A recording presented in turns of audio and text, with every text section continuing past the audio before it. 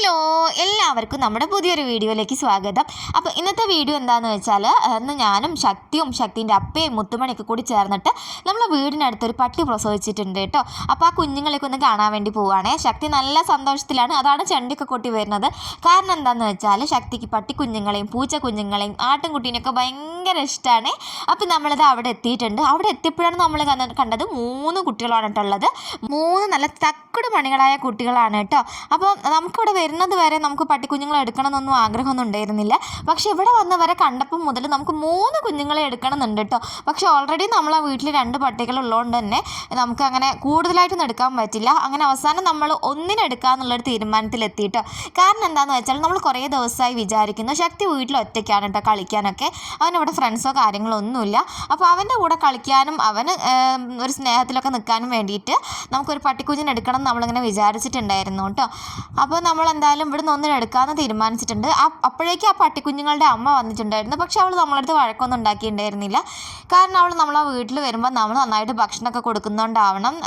അല്ലെങ്കിൽ ഈ വഴി കൂടി ആരെങ്കിലും പോകുമ്പോഴേക്കും അവൾ അവരെ കടിക്കാൻ പോകുന്നു എന്നൊക്കെ ഞങ്ങൾ പറഞ്ഞു കേട്ടിട്ടുണ്ട് കേട്ടോ. പക്ഷെ നമ്മളടുത്ത് ഒരു കുഴപ്പവും ഉണ്ടായിരുന്നില്ല. നമ്മൾ കുഞ്ഞുങ്ങളെയൊക്കെ എടുക്കുന്നുണ്ടായിരുന്നു. പക്ഷെ അവൾ നമ്മളടുത്ത് ഒരു വഴക്കും കാണിച്ചില്ല കേട്ടോ. അങ്ങനെ ഏതെടുക്കും എന്നുള്ളതായിരുന്നു അടുത്ത കൺഫ്യൂഷൻ.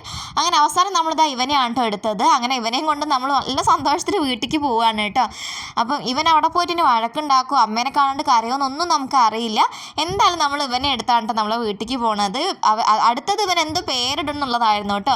അപ്പോൾ അവസാനം നമ്മളെല്ലാവരും കൂടി തീരുമാനിച്ച് വരുന്ന വഴിയിൽ തന്നെ നമ്മൾ അവനെ ലിയോ എന്ന് പേരിടാൻ വേണ്ടി തീരുമാനിച്ച്. നല്ല പേരല്ലേ അല്ലേ? ഇഷ്ടമാണെങ്കിൽ കമൻറ്റ് ബോക്സിലൊന്ന് പറയണേ. അങ്ങനെ നമ്മളിതാ വീട്ടിലൊക്കെ എത്തിയിട്ടുണ്ട്. ശക്തി ഒരേ സ്നേഹപ്രകടനം കാണിക്കലായിരുന്നു. ഞാൻ അപ്പം തന്നെ അവന് കുറച്ച് പാൽ കൊടുക്കാമെന്ന് വിചാരിച്ചു കേട്ടോ.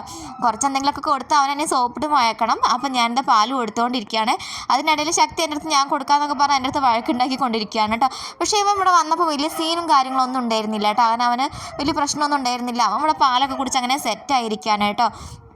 ശരിക്കും പറഞ്ഞാൽ പട്ടികളോടുള്ള സ്നേഹം എന്ന് പറയുന്നത് നമ്മുടെ രക്തത്തിൽ അലിഞ്ഞതാണ്. കാരണം വർഷങ്ങളായിട്ട് നമ്മളെ വീട്ടിൽ പട്ടികളുണ്ട് കേട്ടോ. ഞങ്ങൾ പട്ടിക്കുഞ്ഞിന് പാൽ കൊടുത്തിരിക്കുന്ന സമയത്താണ് അവൻ്റെ അമ്മ അവനെയും തിരഞ്ഞ് വന്നത്.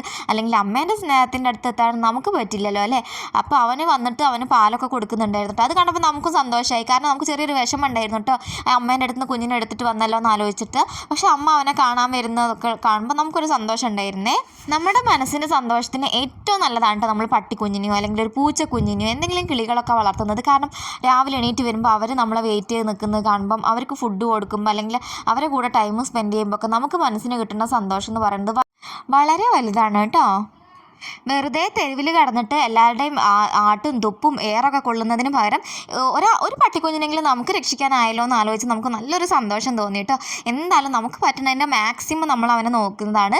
ഇനി നമുക്ക് ഹോസ്പിറ്റലിൽ പോയിട്ട് അവന് ഇഞ്ചക്ഷനും കാര്യങ്ങളൊക്കെ എടുക്കണമെന്നുണ്ട്. അപ്പോൾ അത്രയൊക്കെ ഉള്ളൂ കേട്ടോ. ഞാൻ കൂടുതൽ വീഡിയോ ആയിട്ട് ഇനിയും വരുന്നതാണ്. അപ്പോൾ എല്ലാവർക്കും നല്ലൊരു ദിവസമാവട്ടെ. Tata bye bye, see U.